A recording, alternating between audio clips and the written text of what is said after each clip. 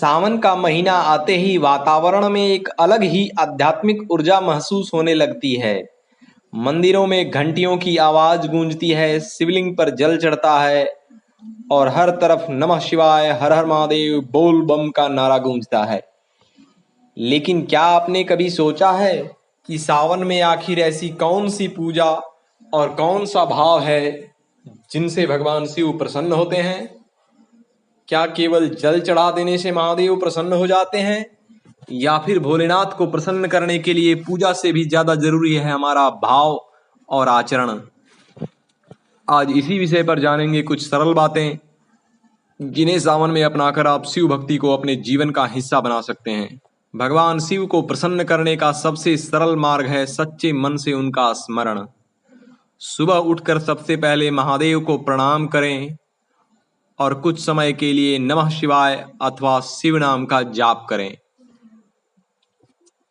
जाप कितनी बार करना है इससे अधिक महत्वपूर्ण है कि नाम लेते समय आपका मन भगवान के प्रति समर्पित हो, क्योंकि शिव को दिखावा नहीं सच्चा भाव प्रिय माना गया है। सावन में शिवलिंग पर जल चढ़ाने की परंपरा विशेष रूप से प्रचलित है। यदि संभव हो तो स्नान आदि करके स्वच्छ मन और शरीर से शिव मंदिर जाएं, शिवलिंग पर श्रद्धा पूर्वक जल अर्पित करें और मन ही मन कहें, हे महादेव, मेरे जीवन से अहंकार, नकारात्मकता और बुरे विचार दूर कीजिए, मुझे सही मार्ग पर चलने की शक्ति दीजिए। याद रखिए, जल की मात्रा नहीं भक्ति की भावना महत्वपूर्ण है। भगवान शिव की पूजा में बेलपत्र का विशेष महत्व माना जाता है। बेलपत्र चढ़ाते समय श्रद्धा रखें और शिव का नाम स्मरण करें। लेकिन एक बात हमेशा ध्यान रखें, पूजा की सामग्री से ज़्यादा महत्वपूर्ण है आपका आचरण।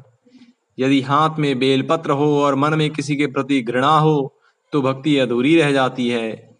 इसलिए सावन में शिव को बेलपत्र चढ़ाने के साथ साथ अपने मन से ईर्ष्या, क्रोध और अहंकार के पत्ते भी उतारने का प्रयास करें।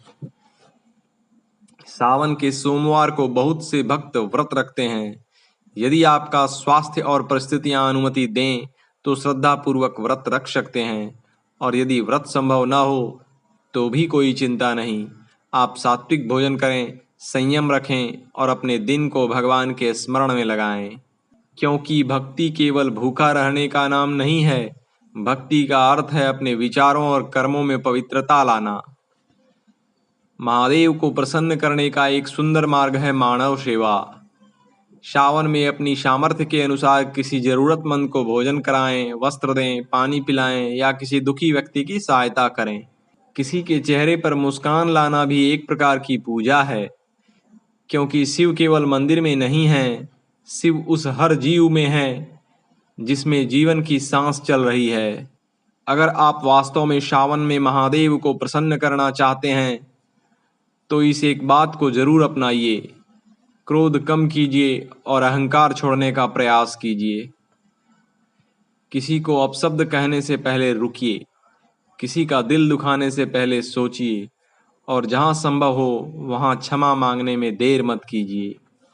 शिव की भक्ति का सबसे बड़ा प्रमाण यही है कि हमारे व्यवहार में परिवर्तन दिखाई देने लगे। सावन में प्रतिदिन कुछ मिनट भगवान शिव के नाम, मंत्र, स्तोत्र या कथा के लिए निकालें। आप नमः शिवाय का जाप भी कर सकते हैं, शिव चालीसा का पाठ कर सकते हैं या भगवान शिव से जुड़ी कथा सुन सकते हैं। लेकिन सबसे जरूरी है नियमितता। 5 मिनट की सच्ची भक्ति भी उस भक्ति से बेहतर है जो केवल दिखावे के लिए की जाए। तो इस सावन महादेव से केवल धन, सुख और सफलता मत मांगिए। उनसे कहिए, हे भोलेनाथ, मुझे सही और गलत में अंतर समझने की बुद्धि दीजिए, मेरे भीतर से अहंकार दूर कीजिए, मेरे मन को शांत कीजिए, मेरे कर्मों को पवित्र कीजिए, और जब जीवन में कठिन समय आए तब भी आपका नाम मेरे होठों पर बना रहे। याद रखिए, महादेव को पाने के लिए बहुत कुछ करने की आवश्यकता नहीं है।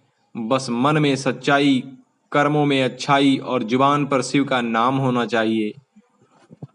इस सावन एक संकल्प लीजिए, मैं शिव का नाम लूँगा, किसी का दिल नहीं दुखाऊंगा, जरूरतमंद की सहायता करूँगा और अपने जीवन को बेहतर बनाने का प्रयास करूँगा।